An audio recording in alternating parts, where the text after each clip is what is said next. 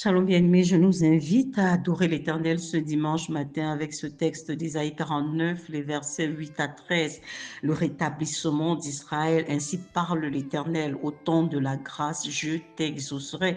Au jour du salut, je te secourrai, je te garderai, je t'établirai pour traiter alliance avec le peuple, pour relever le pays, pour distribuer les héritages désolés, pour dire aux captifs sortez et à ceux qui sont dans les ténèbres paraissez. Ils paîtront sur les chemins et ils trouveront des pâturages sur tous les coteaux. Ils n'auront pas faim, ils n'auront pas soif. Le mirage et le soleil ne les feront point souffrir, car celui qui a pitié d'eux sera leur guide. Il les conduira vers des sources d'eau. Je changerai toutes mes montagnes en chemin et toutes mes routes seront frayées. Et les voici, ils viennent de loin, les uns du septentrion et de l'Occident, les autres des pays de Sinim. Cieux, réjouissez-vous, terre, soit dans l'allégresse, montagne, éclatez en cris de joie, car l'Éternel console son peuple. Il a pitié des malheureux. Père, nous te célébrons et nous t'adorons ce matin parce que c'est aujourd'hui le jour du salut, Seigneur. Aujourd'hui, quiconque, oh Dieu, reconnaît le sacrifice qui a été consenti par notre Seigneur Jésus-Christ à la croix,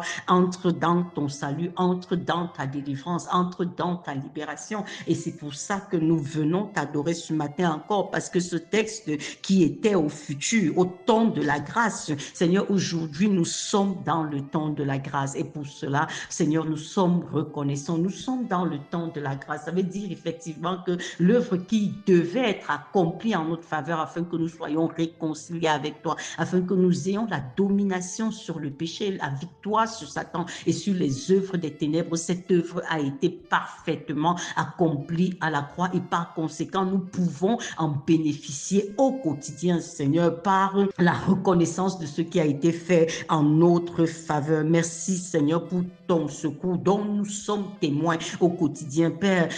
Job pouvait dire, mes oreilles avaient entendu parler de toi, mais mes yeux t'ont vu. Aujourd'hui, lorsque nous t'adorons, Seigneur, ce n'est pas simplement parce que nos oreilles ont entendu parler de toi, c'est parce qu'au quotidien, Seigneur, nos yeux voient, Seigneur, oh Dieu, ton soutien, nos yeux voient ta main tendue, nos yeux témoignent de ta force, nos yeux témoignent de ton intervention dans les différentes situations de nos vies, nos yeux témoignent, oh Dieu de grâce et de gloire, des solutions concrètes et palpables que tu apportes au quotidien, de la provision que tu apportes, de la protection que tu apportes, de la sagesse que tu donnes, Seigneur éternel, pour résoudre, Seigneur, les questions du quotidien. Et pour cela, nous te disons merci. Merci parce que tu es le Dieu qui nous garde et qui nous établit, Père éternel, parce que tu as traité alliance avec nous en Jésus-Christ. Merci, oh Dieu, parce que tu nous permets même de réaliser de plus en plus. Chaque jour, davantage, nous lisons la parole, mais cette parole-là qui est esprit et vie ne reste pas seulement au niveau de notre intelligence, mais elle est pratique dans nos vies au quotidien. Et c'est pour ça que nous te disons encore merci même pour ta sagesse, Seigneur. Merci parce que ta lumière dissipe les ténèbres de nos vies. Partout, l'ennemi s'était installé, s'était établi, nous avait tenus en captivité, Père, par la lumière de ta parole, par la lumière de l'évangile de la croix. Seigneur éternel, nous voyons les ténèbres se dissiper, se dissiper, se dissiper jusqu'à disparaître totalement, Seigneur. Merci encore, au Dieu de grâce et de gloire, parce que tu es celui-là même qui nous conduit vers de vrais pâturages. Nous te disons, nos mots sont faibles et sont certainement faits pour te dire ce que tu es pour nous, Seigneur.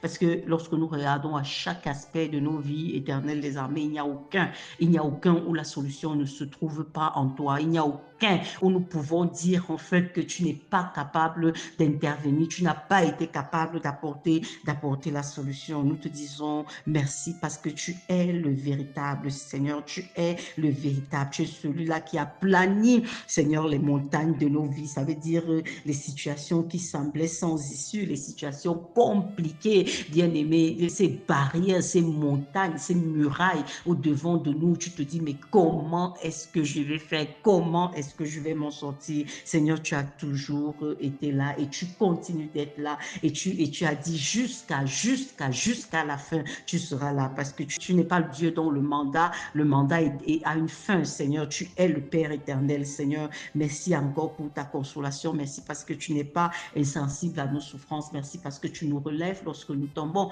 Merci parce qu'Éternel des armées, chaque épreuve dans nos vies a son terme. Et ce matin encore, nous sommes simplement venus te donner la reconnaissance que tu mérites en disant Hosanna, Alléluia à toi. Avec l'armée des cieux et les habitants de la terre, nous nous prosternons devant le Saint des Saints et nous disons, Seigneur, que ton nom soit béni éternellement dans le nom de Jésus. Shalom, bien-aimé.